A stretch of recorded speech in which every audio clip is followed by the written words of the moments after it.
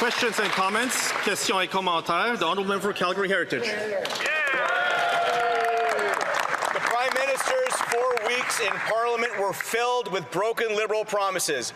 Broken promises on spending, broken promises on the tax cut, broken promises on defense, broken promises on elbows up with the United States. The Prime Minister promised $800 in savings, a savings bonanza. Instead, the average Canadian only gets $90 this year. So did the Prime Minister mislead Canadians during the election? Is he misleading them now, or both? The Honourable Government House Leader. Mr. Speaker, tax cut for 22 million Canadians by July 1st. Check. DST off of homes for first-time home buyers. Check. Government fully funded. The supply bills are passed off to the Senate. Check. Defense spending, 2% of GDP. Check. And today, Mr. Speaker, and I invite the honourable member to join us, the bill to build Canada strong, the bill to build jobs in this country, create opportunity right across this land. Check, Mr. Speaker. The Honourable Member for Calgary Heritage. Listen, if their math are like their promises, we're in serious trouble. They promised to put more money in Canadians' pockets. It isn't $800 a year, it's $7 a month. Broken. Promised to rein in government spending. $26 billion in consultants. $1,400 in taxes for every Canadian household. Broken. He's promised to rein in inflation. Beef's up 34%. Baby formula up 9%. Apples up 18%. Broken. So was the Prime Minister misleading us in the campaign? Is he misleading us now, or both? The Honourable Parliamentary Secretary, the Minister of Finance. Mr. Speaker, at a time when Canadians are struggling, when we're fighting a trade war with one of our greatest traditionally allies, we have offered 22 million Canadians an income tax cut that's going to put more money in their pockets. What do the Conservatives do? Well, we're glad for once that they actually voted for that tax cut, which is fantastic. We know that they have a history of complaining in this House about affordability and then voting against every single measure that we put forward. At least finally they came to their senses and helped Canadians for once. The Honourable Member for Cloverdale, Langley City. It's been over 100 days, and this Prime Minister still hasn't set up an ethics screen to deal with his business interests. Just imagine a local school board trustee voting for a multi-million-dollar contract going to his business partner to build a school without telling anyone he's going to profit from it. Canadians would be outraged, and they should be. When will this Prime Minister show some basic ethics and stop treating public office like a private opportunity? The Honourable Government House Leader. Mr. Speaker, this Prime Minister has a record of achievement in 100 days that would make anyone around the world blush. We've reduced taxes. We're creating opportunities for Canadians. We've committed to pass a bill by July 1st that is on track to getting done. This Prime Minister has also proactively filed all disclosures required under the most stringent code of ethics that exists almost anywhere in the world. Of course, the Prime Minister will meet his requirements under that code and will keep delivering for Canadians. The member for Cloverdale, Langley City. This Prime Minister just voted to ban gas-powered vehicles, adding up to $20,000 to the cost of a new car. Families are already drowning in bills, and now he's making it even harder to get to work or drop off the kids.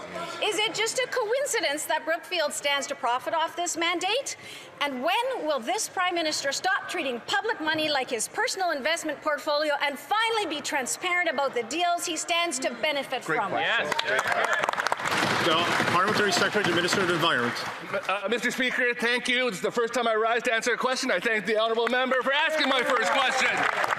And I ran because I wanted to fight for jobs in this country, and I wanted to fight to protect the climate in this country for my children and my children's children. That's why we have building an electrical vehicle supply chain that's driving record investment in this economy that's going to protect our workers, not today, not tomorrow, but 7 generations ahead. And I'm thankful I'm on this side, and I look to you to look to the other side to work with us. Le député de Beaumont-Montmorency. The honourable member for Montmorency Charlevoix. Mr. Speaker, this is the last day in the House before Parliament shuts down for the summer, and the record is terrible. 4 weeks of broken promises by the Liberal government on spending, on tax cuts, on consultants, on national defense, and on our U.S. relations. The PBO says that the tax cuts are not going to be $800, but only $90. Why are the Liberals misleading Canadians? The Minister of Industry. Mr. Speaker, one thing's clear. The government is acting and acting swiftly. In less than 100 days, we've been able to do more than many previous governments. A tax cut for 22 million Canadians, the exemption on the GST for first-time home buyers, and of course, which the opposition, if they support us, a bill that is fundamental to support our workers, support our industries because of the trade war. And I hope that the opposition will be there to support it. The honourable member for Montmorency-Charlevoix. Mr. Speaker, with my little experience in the House, what I do see is that the government likes to play smoke and mirrors. They promised to save $800 for Canadian families, but that was a broken promise because it's up to $800, not $800. It's all a matter of interpretation, apparently. But it would be good to have a budget. Will the Prime Minister finally take his responsibility seriously and table a budget? The Honourable Minister of Industry. Mr. Speaker, one thing is clear. Canadians know that we are there for them during this trade war, for our steel and aluminum workers, for our auto workers, for Canadians all across the country, because we know we have a role to play. And 22 million Canadians will benefit from a tax cut, and we will also be there to see to it that our country is built at a time when it's under attack. The honourable member for Côte-Nord. Mr. Speaker, the CSN adds its voice to the opposition to C5 and the imposition of energy projects on Quebecers. According to the CSN, the use of closure to pass C5, an anti-democratic maneuver supported by the Conservatives, opens the door to irreversible mistakes. Mr. Speaker, I'd like to repeat the question word for word, the question that troubles the CSN. If C5 is so good for workers, why not take the time to study it? The Honourable Government House Leader.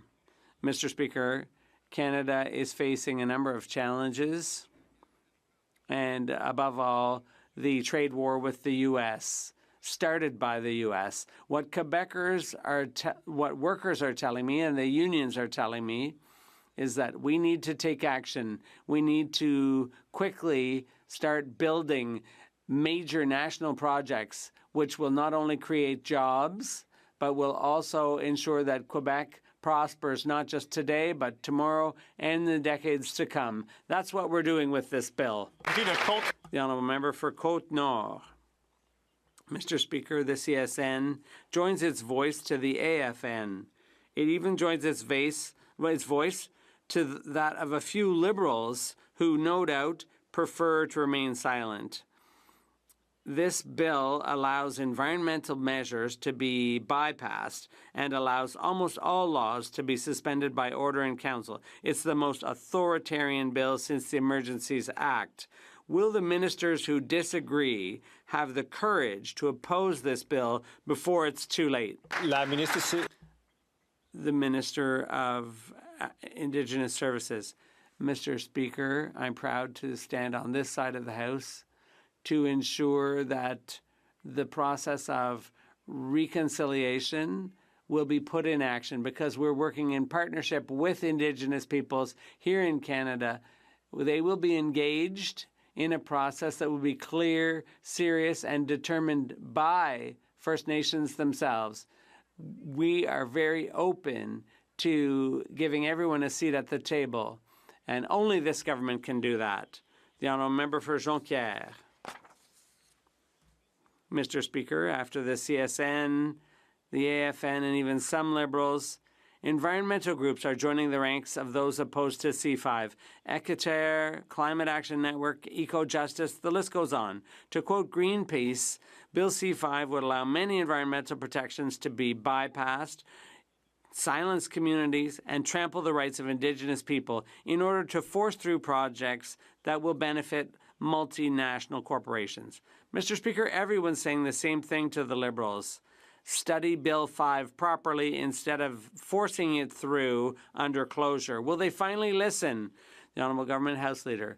Mr. Speaker, Canada is proud to be a leader when it comes to respecting environmental standards. We know and we can undertake important major national projects that will create jobs and opportunities without sacrificing our values, our environmental values, and our processes. But the fact is, Mr. Speaker, that it's time to take action, economic action. Things need to be sped up. We have to stop relying on overly long processes.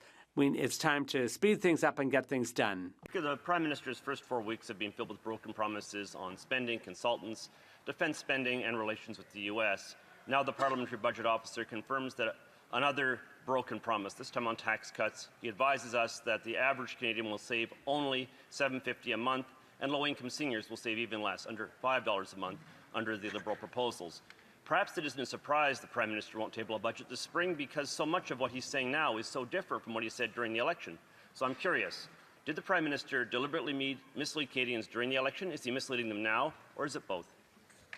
The Honourable Parliamentary Secretary to the Minister of Finance. Mr. Speaker, our government received a strong mandate from the Canadian people to build Canada strong. What have we done in just 4 weeks? We've cut taxes for 22 million Canadians. We've helped secure our borders.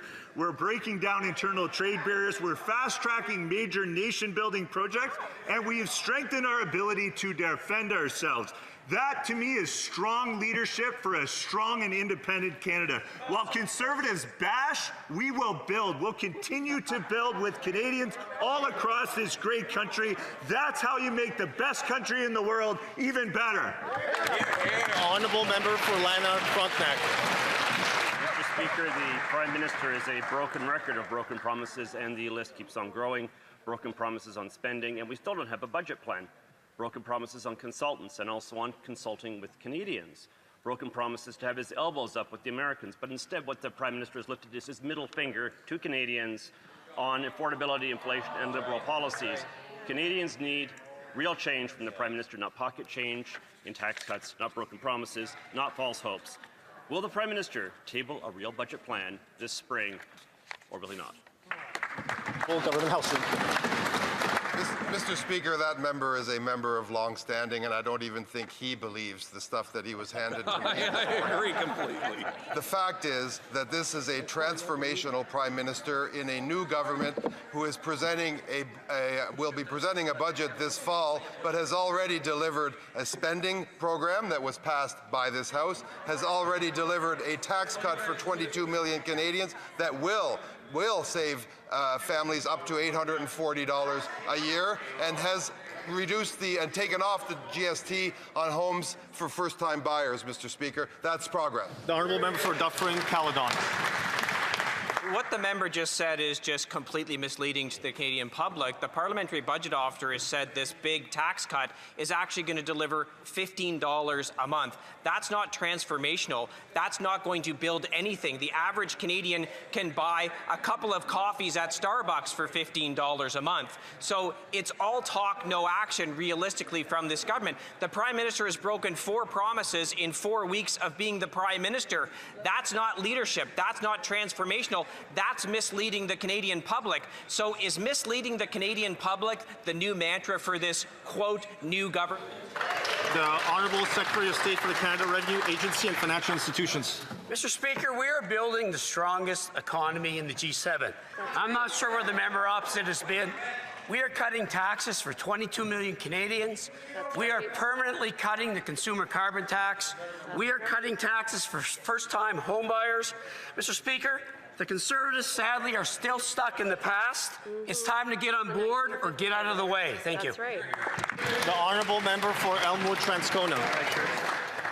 Mr. Speaker, the Prime Minister's first 4 weeks in Parliament were filled with broken promises, broken promise on spending, broken promise on tax cut, broken promise on consultants, broken promise on defence, broken promise on elbows up with the U.S. The Parliamentary Budget Officer found the Liberals' tax cut will only save Canadians $90 this year and $190 next year. That is $15 per month, or about 4 cans of tuna. Did the Prime Minister mislead Canadians during this election? Is he misleading them now, or both? The Honourable Parliamentary Secretary. Mr. Speaker, last week the Prime Minister announced a $9.3 billion investment in Canada's defence, which means we will achieve NATO's 2% target this fiscal year. This is not only an investment in our armed forces, but also an investment in good-paying jobs, in Canadian innovation, and in economic growth. Our generational investment in strengthening Canada's role as a strong, reliable international trading partner while rebuilding and rearming our forces here at home. It's unfortunate the Conservatives voted against it. The Honourable Member for Riding Mountain. Mr. Speaker, according to recent reports, hundreds of American doctors wanting to work in our hospitals are, in their words, quote, stuck in bureaucratic hell. Instead of serving Canadians, American doctors are blocked from working because they're trapped in licensing logjam. Nearly 7 million Canadians don't have a family doctor, yet government gatekeepers are blocking qualified doctors from working in Canada. When will the Liberal Health Minister introduce our Conservative Blue Seal program to recognize the credentials of international doctors so Canadians can get the care they need? Exactly. The Honourable Parliamentary Secretary to the Minister of Immigration. Mr. Speaker, our colleague evidently read the article that was on the front pages of National Newswatch yesterday, but he didn't read it closely. Because what he would have seen if he did is that that issue is squarely in the provincial jurisdiction.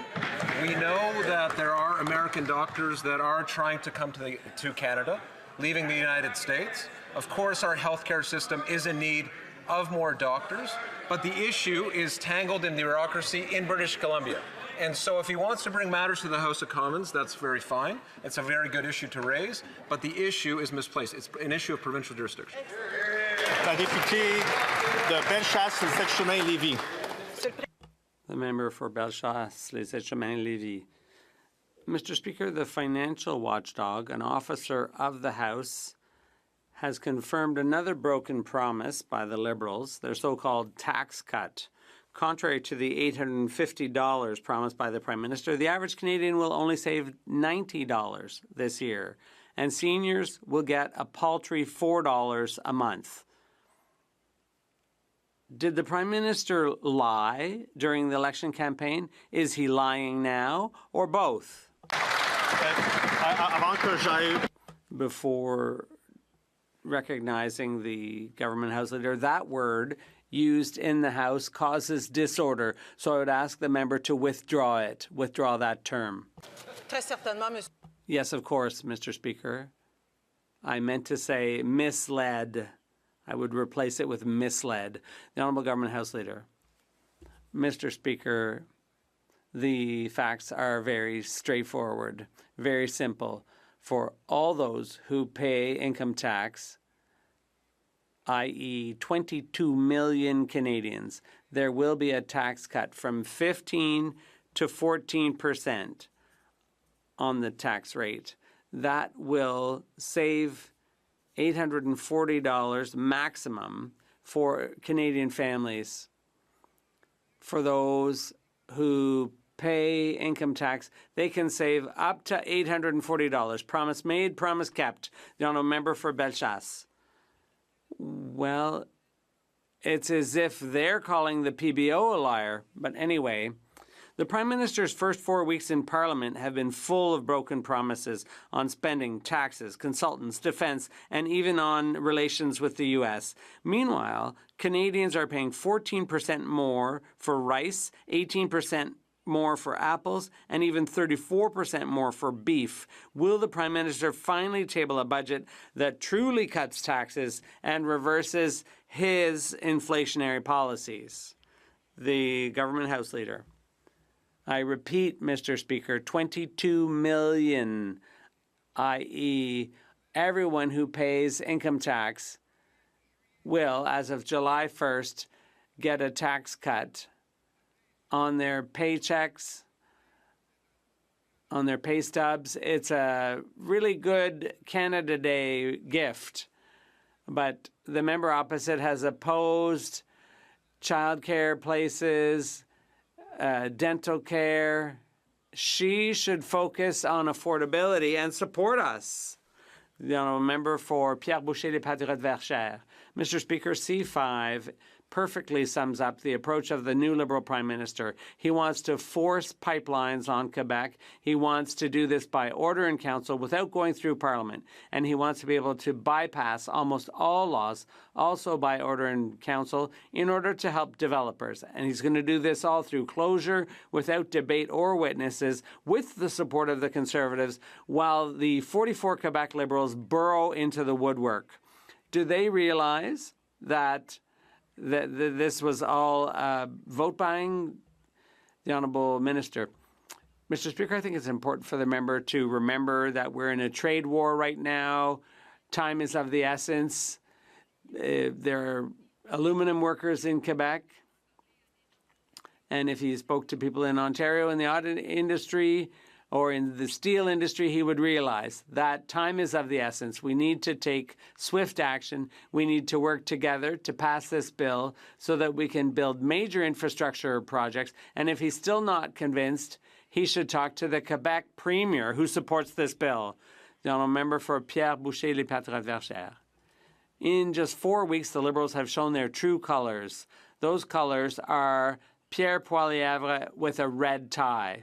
Many Quebecers voted Liberal to be protected from the Conservatives. Yet here we are with a government that wants to rule by order in council and force pipelines on Quebec with C5. A government that stole $814 million from Quebecers to buy votes from Canadians. All this in just 4 weeks. That's the true colours of the Liberals. Do they realize that for many Quebecers, this is a two-faced government? The government House Leader. The Bloc is exaggerating so much, I think they're going to miss Saint Jean Baptiste. The fact is, time is of the essence. Urgent action was needed to respond to the trade war that was started by the U.S. And yes, there was an urgent need to respond to the provinces and other players like unions, investors, and so on. We needed to reduce the gap between Quebec and the rest of Canada. We needed to create jobs and opportunities, Mr. Speaker. Nurse strangled unconscious. Vancouver police officers set on fire as they arrest a repeat offender. Victoria paramedic violently assaulted while attending an overdose call. Firefighter attacked with a machete while resuscitating an overdose victim. Manitoba nurse stabbed with a needle. Our first responders and healthcare workers are targeted, attacked, and face horrific abuse on a daily basis. And they're calling for bail reform. When will the Prime Minister end his failed drug policies and soft on crime laws and protect our frontline heroes? Exactly. The Parliamentary Secretary to the Secretary of State for Combating Crime. I want to thank the honourable member for his question. He's asked about this before. The fact is, fentanyl has torn through our communities and ripped through our families. And it is an incredibly serious issue, and I empathize with the people who've been lost. The fact is, we take this incredibly seriously. We're hiring 1,000 new RCMP officers, hiring 1,000 new CBSA officers to go after the bad guys and put them away. Honourable member for Caribou Prince George. They failed them for 10 years, and they're calling for bail reform. 10 years. 10 years, the Liberals have put criminals' rights before victims. Violent crime has surged 50% since 2015. The Liberals' reckless drug policies have turned our hospitals and our communities into war zones. Nurses, healthcare workers face horrific abuse every single shift, and first responders are assaulted and beaten while responding to calls for help. Violence is not part of their job description, and the responsibility lays squarely at the foot of this Prime Minister. He told Canadians he had a plan. The Parliamentary Secretary to the Minister of Justice. Thank you, Mr. Speaker. I understand my colleague, and Canadians deserve to feel safe in their own communities, which is why we've committed to cracking down on repeat violent offenders even further in our platform. We will strengthen the criminal code and move aggressively to protect victims by making bail laws stricter for violent and organized crime, home invasion, car theft, and human trafficking. We were given a strong mandate, Mr. Speaker, from Canadians to be able to keep our communities safe, and that's exactly what we will do. The honourable member for Regina, Wascana. Mr. Speaker, last week alone, the Regina Police Service responded to 54 suspected overdoses, including 4 fatalities. According to multiple news reports, fentanyl is suspected in most, if not all, of these cases. The crisis has gotten so bad that the Provincial Ministry of Health has issued an overdose alert for Regina. When will these Liberals finally crack down on organized crime and their mass fentanyl production labs so we can finally get fentanyl off of our streets? Parliamentary Secretary. Mr. Speaker, fentanyl is causing destruction in our communities. C2 will toughen up the fight against fentanyl with significant steps to control precursor elements in the production of fentanyl. It will strengthen the police powers and the ability to search the mail. And we have also cracked down on terrorist entities. We'll always be there to protect Canadians. Mr. Speaker, recently in my riding, friends and family of Lucas Lethbridge came together in memory of his tragic death due to overdose. I, for one, have lost more friends from addiction than any other cause. My question today comes directly from Lucas's father, and his question is, why, Mr. Speaker, does a fentanyl dealer selling cocaine secretly laced with fentanyl get to continue killing vulnerable Canadians in our communities rather than getting locked up for life? The Parliamentary Secretary to the Secretary of State for Combating Crime. Well, first of all, Mr. Speaker, I want to portray my condolences to the honourable member and the people lost in his community. As I mentioned earlier, the fact is the global rise of fentanyl has ripped through our communities and our families and is completely unacceptable. And we've listed 7 cartels as terrorist entities under the criminal code. To combat that, we are hiring 1,000 new RCMP officers, 1,000 new CBSA officers to go after the bad guys and put them away. The member for Cullerton, Malhat, Langford. Mr. Speaker, yesterday the Attorney General stated the Liberals will bring forward multiple changes to their catch and release laws in the fall, effectively admitting C-75 is a failure. Yet the same day, the Secretary of State for Combating Crime blamed the provinces for releasing violent repeat offenders.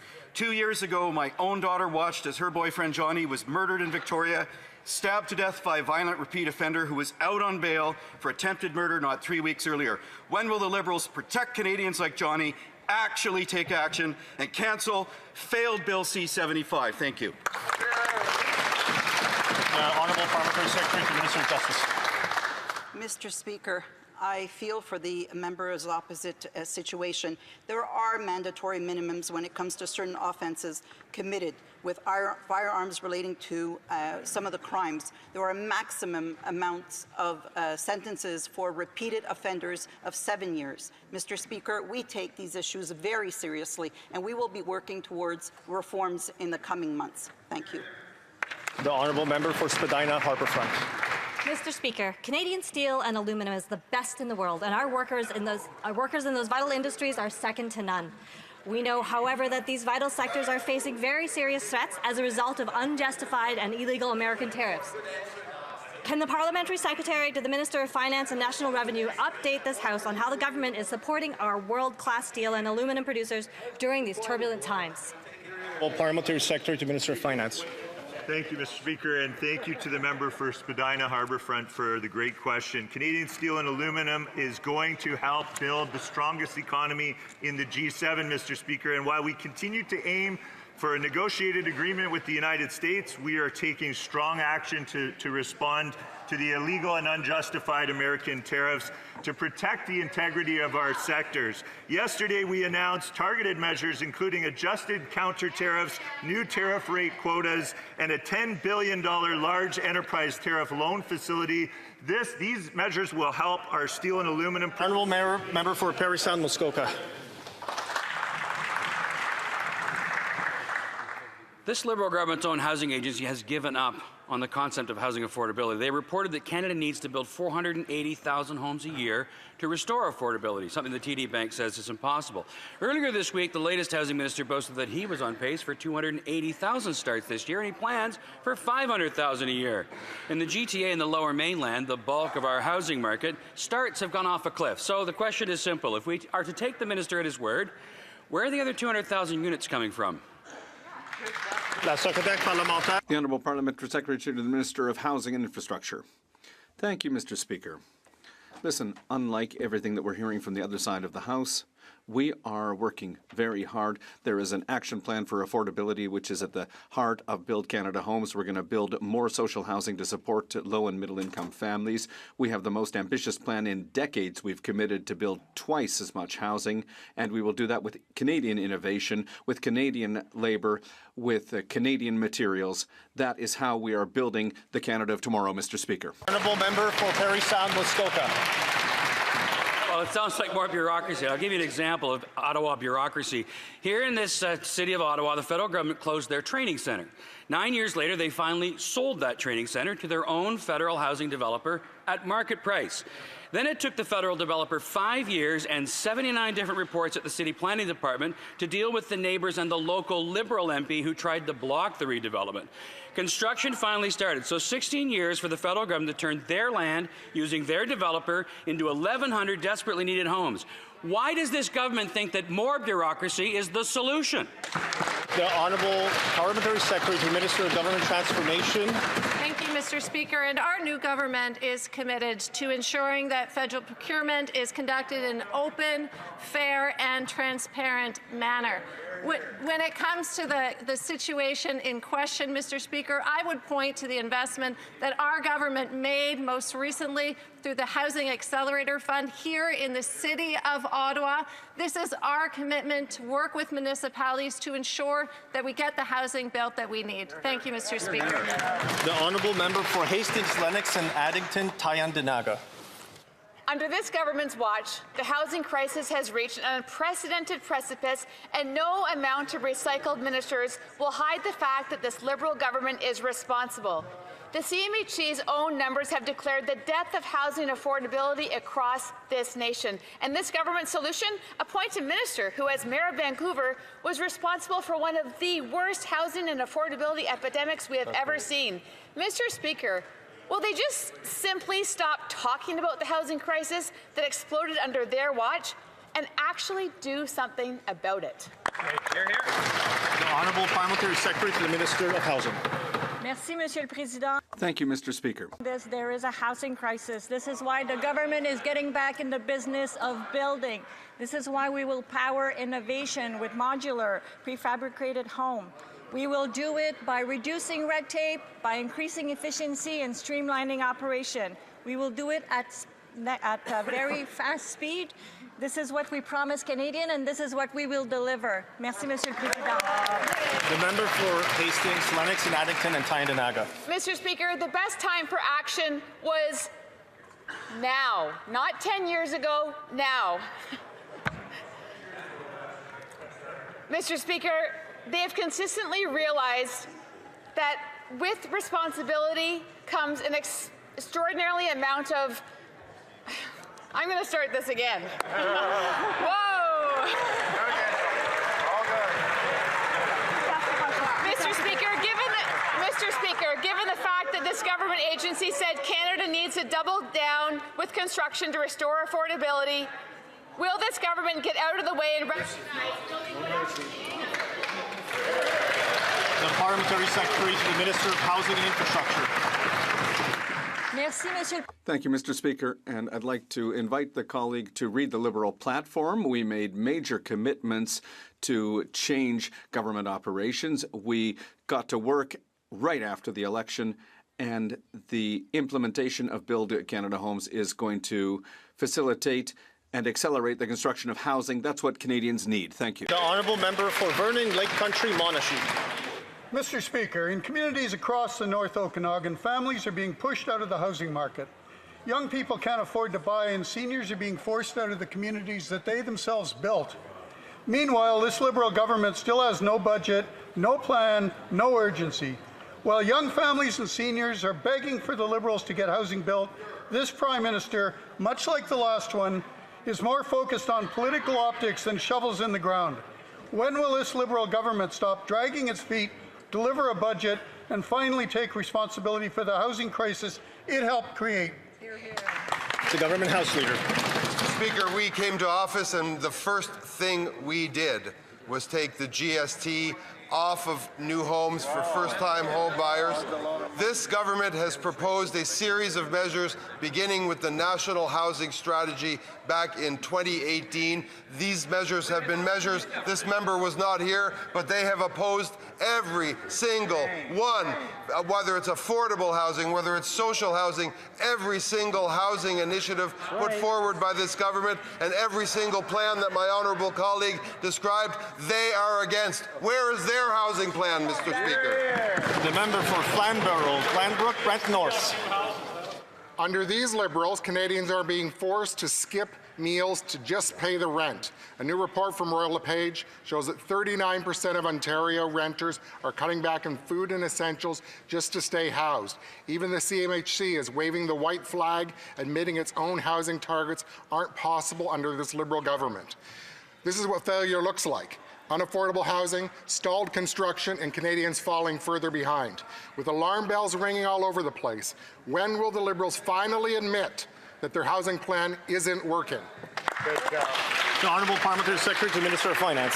Mr. Speaker, when you exploit people's hardship and vulnerability for political gain, when you base your political hopes on the failure of the economy, and when you dismiss the potential of Canadian innovation to solve the challenges that we face, as Conservatives do every day in this House, you're not just betting against our government, Mr. Speaker, you're betting against Canadians. On this side of the House, we'll bet on Canadians every single day. Why? Because we know they will overcome the greatest challenges we face.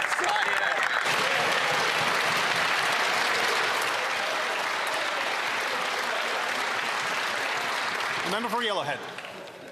Years of poor forest management contributed to fires that devastated a third of the homes in Jasper last year. Parks Canada red tape, controlled by this Liberal government, is delaying construction of new homes. Their process has just exacerbated the housing crisis in the region. Despite the Liberal government allocating $160 million, their solution seems to be treating Jasperites like inmates and house them in ATCO trailers like a remote work camp. Is this Liberal solution to housing shortages to put people in sea camps for storage? There you go. The Government House Leader. Mr. Speaker, they're now really reaching. They are accusing the government of not living up to its responsibilities for conservation or responsibilities to national parks in this country. This government has prided itself as coming to the aid of communities, whether it be at housing assistance and any other kind of assistance. We've had a devastating wildfire season provoked in no small part due to the climate change that we're experiencing, Mr. Speaker. This government will continue to respond to Canadians' needs for housing and for good management. The Deputy. The Honourable Member for Beauce. Mr. Speaker, it's now been documented by Radio-Canada. In Chaudière-Appalaches, the price of homes has exploded by 46% since 2021. 46%! That's a huge increase since 2021, Mr. Speaker. It doesn't make any sense. I asked a question to the Minister of Housing about the most important program for homes in his department. He wasn't able to answer it, and he didn't even know what the program was. That's really concerning. Mr. Speaker, I'm new here, but I'd like to know, does the Minister of Housing actually take care of housing? Secrétaire parlementaire du ministre du Logement. The Honourable Parliamentary Secretary to the Minister of Housing. Thank you, Mr. Speaker. As my colleague mentioned earlier, we have a national strategy for housing. We are going to double the construction of new homes. And to my colleague, we have an agreement, a historic agreement with Quebec on the Housing Accelerator Fund. We've put $900 million into that. Quebec has done the same. There are homes that are being built. There are real people living in those new homes right now. So we are acting. We've already started acting. We will continue to do that. As I said, innovation, Canadian lumber, and Canadian workers. We have a plan, Mr. Speaker. The Honourable Member for Beauce.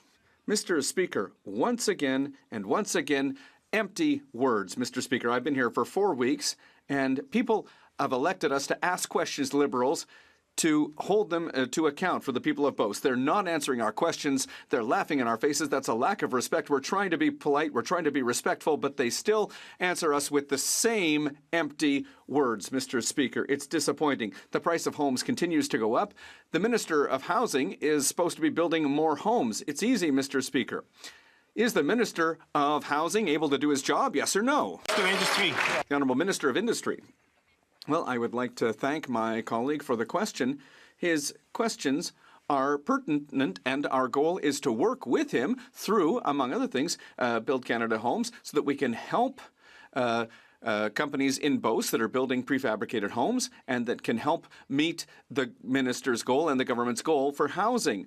We want to work with them, so it'll be a pleasure for me to work with him. We need to create jobs. We need to build homes.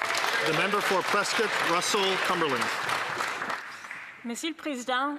Mr. Speaker, our aerospace industry is an example of Canada's entrepreneurial spirit.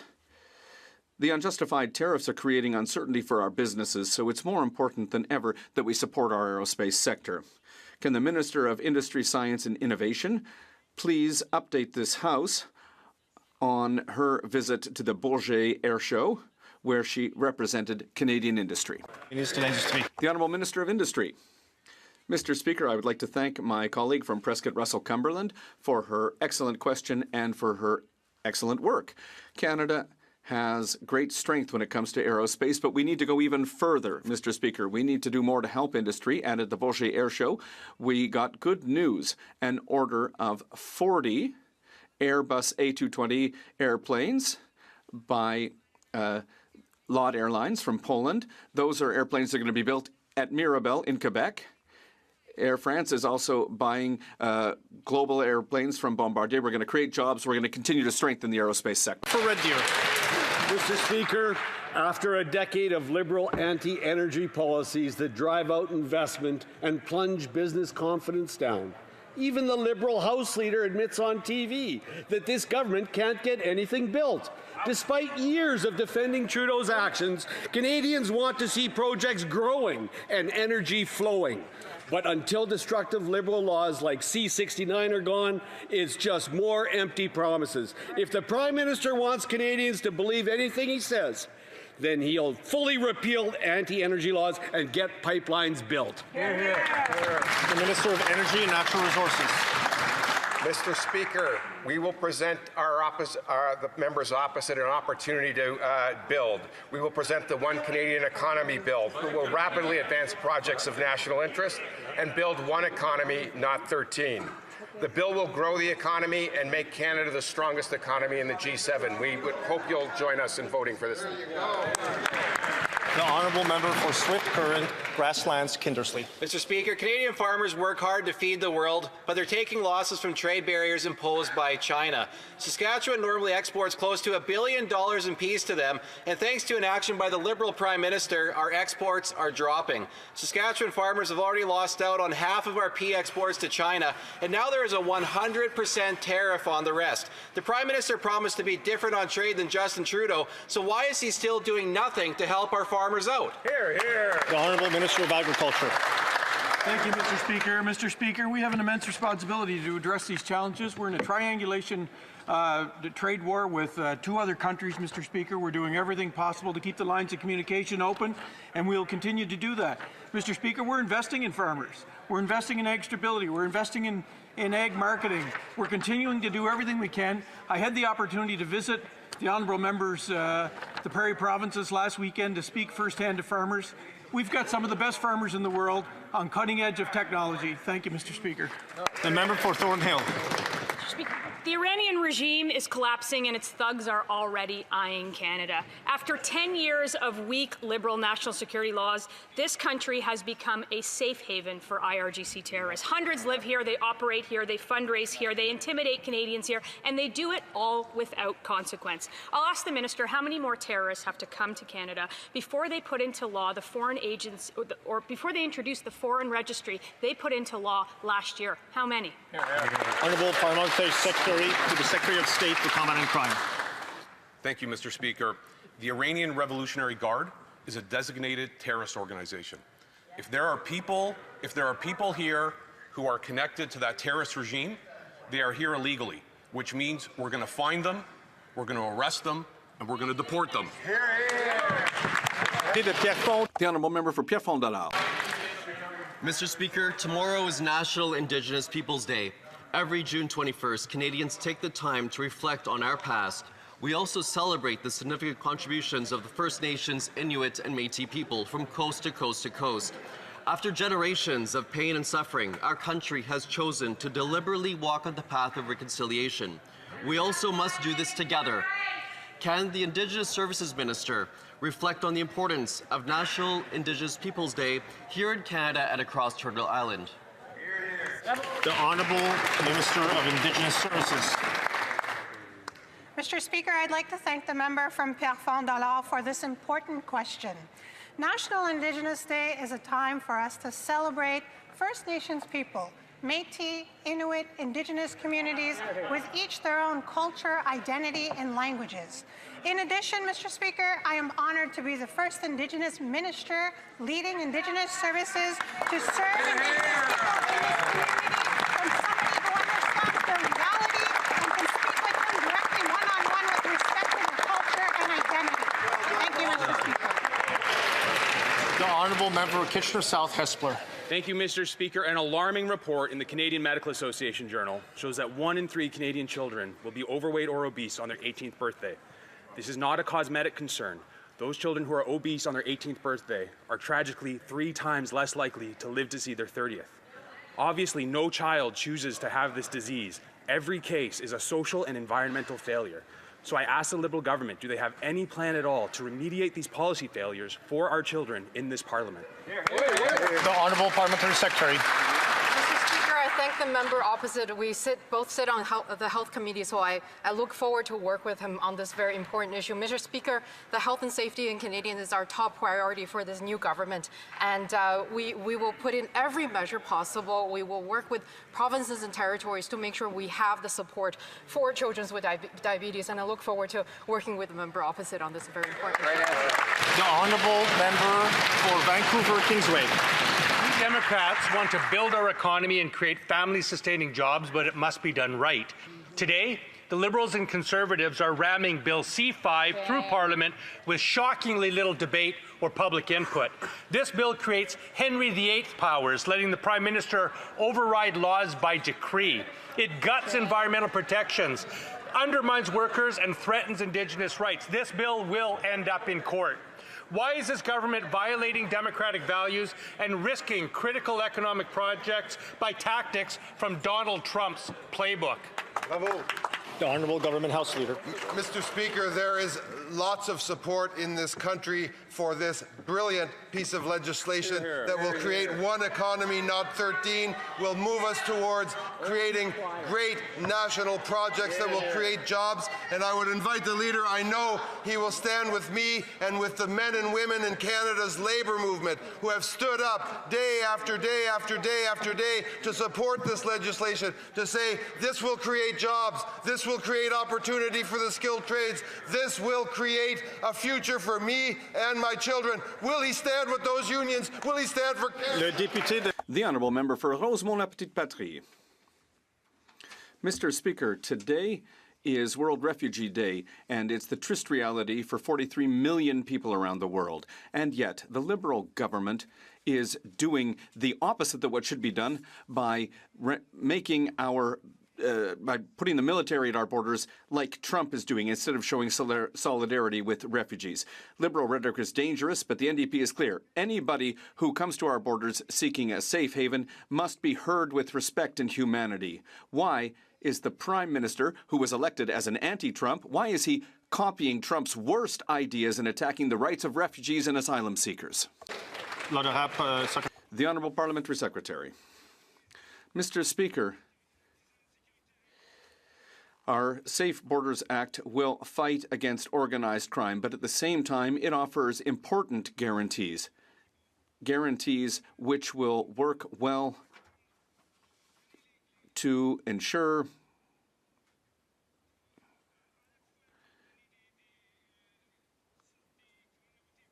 to make our communities safer, but offer the necessary guarantees to people who are coming to our borders and who have right to respect of their rights.